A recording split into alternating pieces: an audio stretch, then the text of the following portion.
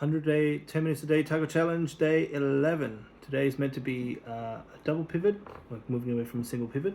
But really, it's about leverage and a bit of a muscle anatomy. So it's a bit more explainy today.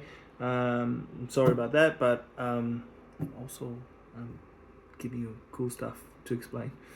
Anyway, so responding to Christina, talking about, it's a very relevant question. Thank you, because it goes back to all the things we've been talking about. So she was asking and showing me a video of like a naname style. Naname, for those who don't know, is like ichi, sanchi, goro, kusichi, hachi, sichi, hachi. Anyway, naname, it's 7. So in the kanji, 7 is like on an angle. I believe that's why it's called naname. Correct me if I'm wrong. Yeah, it's on a sort of sideways style. As we talked about last 10, day 10, and everything else, really talking about how important the back pivot is. So what I've seen over the years, and what I think is the problem is that it's related, but a lot of people do this. Yeah. Yes, I mean, sure, you can blame it on the front pivot because front pivots are hard to go past, extend past that full wrist because it's finished. But back pivot, you can go further past the end of the wrist because it's going past. Sorry, this way, going past it. Whereas if you're holding it from the front, especially if you're holding it up higher, it's harder to extend that way without having to turn this way. So when you tell people to go sideways, fall forward this way, the natural inclination is go down with the elbow facing it and then activating the top muscle in the top here, so going that way. But a lot of people tend to shoot because all this is quite high up, higher than it needs to be, because this sort of front muscles here, the top muscles here, are being activated, and a lot of people tend to see people doing this without going too much detail. Yep, sort of a square kind of thing. Yep. So a few things. One, of course, as I said, having the back pivot naturally, you don't have to put your elbow too far up to get the striking distance past the. People tend to pass the target, and also, well, mainly to get power. Maybe, I don't know, but you could easily get power just by holding it to the back. If you just hold it to the back, for example, just as an experiment like this, you got plenty of power without having to do too much. You can even drop your elbow a little bit, and it's still got plenty of power. So one is to blame that, but second, which will relate to exactly what we're going to talk about in the double pivot and the other stuff, is that you got to find out what muscles are using and what muscles are being activated, what muscles are elongated. And usually when they go together, it's the same muscle, it doesn't work, because when you activate something, it contracts. So when you're going this way, this is being elongated, this bit, because this is contracting. This, this is shortening. This is becoming long, short, long. Yeah. And when you're holding up the front, when you're holding with these 3 fingers, these are the ones that go over the radius, I believe. Yes. That the muscles wrap over the 2 bones. There's 2 bones like that go between, and then there's muscles going through the top one. And so when you're holding this, there's muscles that hold from this side, from the thumb, and then the other side here. So those are activated, they're contracted, and you're trying to elongate that bit when you go with that. Like those tractors where you do when you pull in. One side is this. When you do this side is shortened, and this side is elongated. Yeah. And so forth. When you do this, the bicep is being used, and when you do this, the tricep is being used, and the bicep is extending. Okay. So when you go this way, especially when you lift your elbow up, and you want to elongate this and this because this is the far thing, the long thing, and this is the shortening thing that goes that way. So when you're holding it from the front and then activating your bicep and muscles here, you're shortening this bit, and you're holding it in the front, you're shortening this bit, and you're trying to go lengthen it. And that's why you end up people being kind of this way, because see that if that shortens, naturally you do this. So you see a lot of people doing this kind of very tight, no power, and fighting against the direction of the motion. So, you know, if you let this not be engaged, the front bit, yeah, not be engaged, and I'm holding the back, it's really relaxed. You can do spins if you want, but the other way some people do it is to actually, which comes back to a double pivot in a second. You can turn the two bones, the radius and the ulnar, this way. So from flat, these two bones, flat, and then this way. Yep, this way. See, I'm not engaging. By doing that, my shoulders and biceps and all that kind of stuff is not really engaged, especially if you're holding it from the back as well. None of that's engaged, none of that's engaged if I'm doing gun sign. And then if you flip the bone, you're gonna get that power as well. You'll see that sometimes some people use that for Miyake style, you know, kind of down, low, and then flip up. And then I know Nanami is slightly different, but the point is the same. So you want to know where's lengthening, where's shortening. Okay, and I think I can also explain why now lifting, you shouldn't be in that same vein. People go, oh, you're lifting, so why shouldn't you hold the front? Because this is shortening, because you're lifting. Yeah, true. If you lift like this, some taekwondo schools lift like this, and that's fine because that's shortening, and then down. That's why Western style drummers can do this. Really not a problem. But we lift like this. We lift like this because it's the second pivot that you want to get power. Okay, so when you lift like this, look, this is lengthening.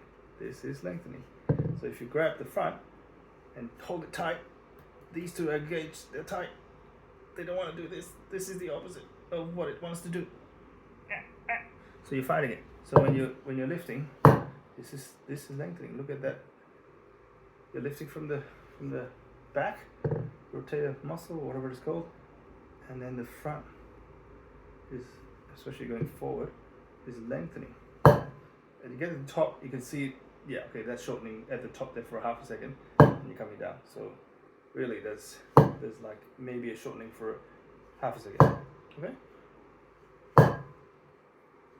Because most people want to do this because these are engaged, so it's really hard to, you know. So taiko teachers, you're going right, hold this with the front, so these are engaged, and then especially beginners, they lift this up, and then you go, oh no, get straight, and they're doing this, and it's really hard because you're fighting against the biomechanics of your hand.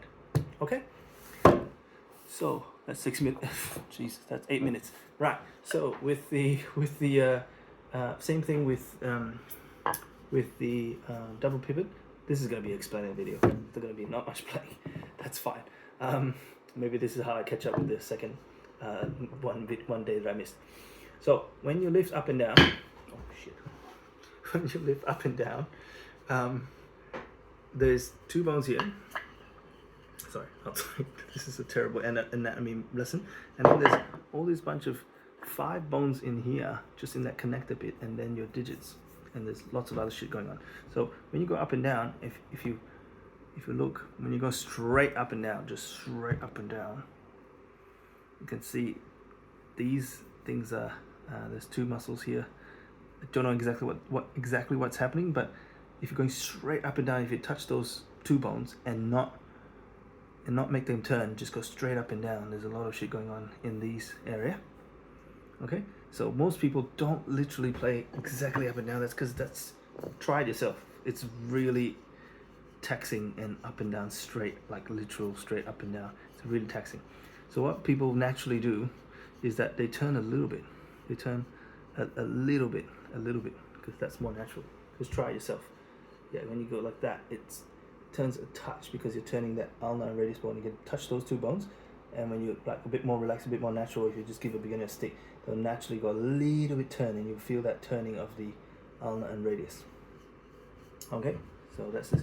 Most beginners will do some kind of lift like this and kind of do a little bit of a turn, not much, to go up and down with the wrist, and that's why it's kind of a bit, as you can see, it's a bit wobbly when you give a beginner a stick, and they go go straight up and down. You can't, it's just like because this natural tendency for rotation.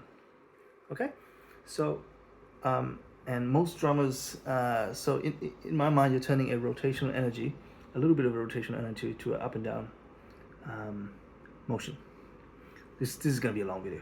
Maybe I'll just do a 20-minute. Anyway, so that's to me that's the gist of when you're going up and down. You're doing a little bit of a turn. Yeah. So the technique that I've been learning for the last 2 years is going with the. So again, up and down, that gets activated. Naturally, people turn a little bit, which means both sides actually activated for the turn, because for turn you need those sides to be activated. For people who are more in line with know more about that, feel free to tell me exactly what's going on. But definitely going up and down, very difficult. Doing a little turn while you go up and down, very natural. Because when people go, that's what's happening. They're not going, no one's doing that. Very taxing. They're going, because see that rotational, a little bit rotational by, and gives you the up and down. Okay, now and then try pure rotational, just like that.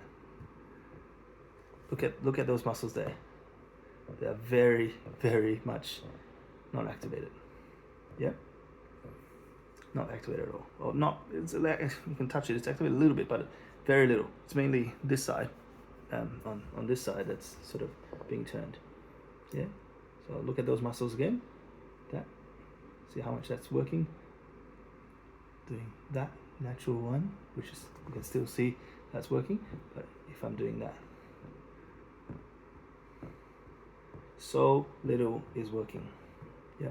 And I don't know whether you can see, but I can definitely feel it. Your whole hand weight connects way more. Okay, so what I mean by 2 pivots, we've been working on one pivot. All right, one pivot. And as you can see, even with one pivot, you're doing that little, like this halfway between turning and even if you're super relaxed, you're still doing a little bit of that turn and up and down. Okay, you're not doing exactly. No one's doing that. Okay, so very natural. So why not turn that rotation energy purely into the stick, which looks like this. If you try to use that knuckle there, not knuckle, but whatever this bone is, and it is kind of a kung fu move in some kung fus. You're hitting that knuckle to someone's, some way to get power. So that strike it's very natural. Look at how those little muscles are used, how much weight of the arm, and eventually if you connect your body, you can get a lot of energy with very little movement. How do you translate that into a stick? That's the hard part. We've been doing one. Yep, one. Now we're talking about leverage. Leverage is, a pivot, and how far from the pivot you get, that gives you leverage. So pivot, leverage. Now, obviously you've seen in certain drum styles, you're getting leverage from this finger. This is a pivot, this is a leverage. And then further away from leverage is this finger. And then further from that is probably the pinky. And if you go to the end of the stick, you're going to get the most leverage. And you can see, just by doing that, what my radius and ulna in my hands in the forearm is doing. It's turning. Yeah. So it's turning with the thing. if you look on this side, if I'm doing that, that's not doing too much versus, see how much that's working.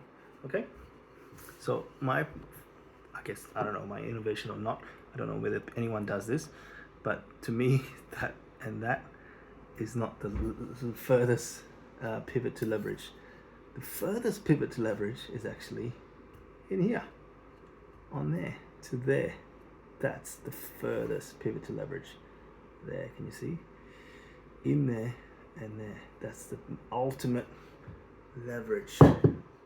Ultimate leverage. Ultimate leverage. Furthest possible point. And you can see how much power there is without doing much at all.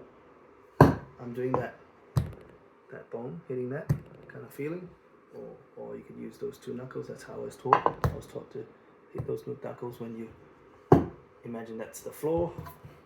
That's how I was taught. Imagine that's the floor, sit on the floor, and when you hit the stick, you're hitting those last two knuckles on the drum head or surface. When you translate it to this, you can imagine that or whichever. Yeah, you're starting from in here, inside, which is right there, and then I won't go into that detail yet, but just to show you, see that radius and ulnar turning. I'm turning that hand. I'm turning that hand like that. Okay, and then how I'm placing the sticks is very complicated, but I'll talk to you about that in a second. But that's the furthest turning of that. And then when you drop your hand, drop your knuckle, your hand, and your elbow, and the whole weight of your body, you can get basically full force of this force in about that much. It's kind of like the one inch punch when you connect your entire weight of your body in that 1 second, half a second, and connect all that weight into that punch or that point, connecting the radius and the ulnar rotational energy into rotational energy, not up and down energy, rotation into rotation, and getting all that lengthening, all those muscles relaxed, connecting with everything. Okay, so how to do that is putting that and the pivot that we've already been working on, but you got to be hard in there. So one of the exercises I've sort of come up with students sometimes is just to get used to that front pivot to start with by sort of slapping your own self, just to be able to learn that front pivot.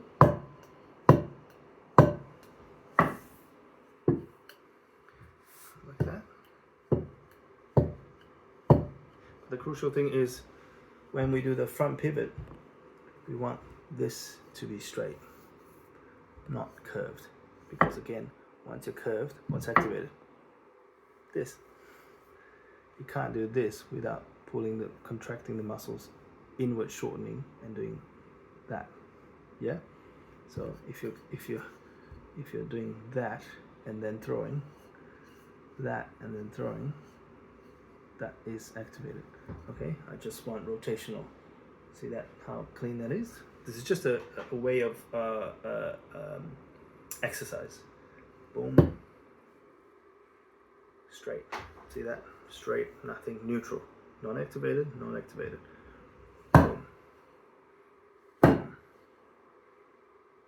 Boom. Boom. Eventually, you don't have to do that. I can do it.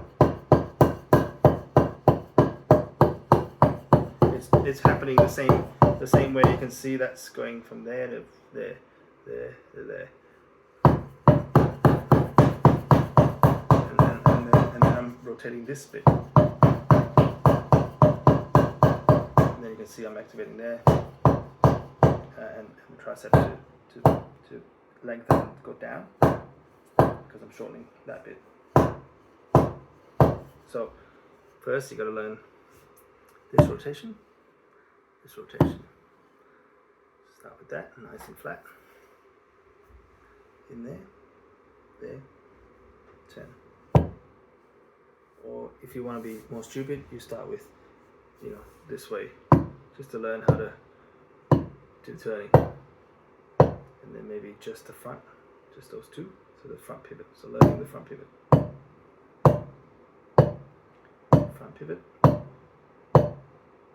and then from the front pivot to the back pivot, front pivot, go front pivot like a really straight dumb, and then change the back pivot, change the back pivot. Then slowly, you can, which gets a bit complicated, change that angle to the front. You see, starting from really dumb and square. So just learning how to use the ulnar and the radius and swapping between two pivots. I'm sure that's the best way, but I definitely learned it just by going up, down, up, down. Just knuckles touching the, you can touch the knuckles to a surface.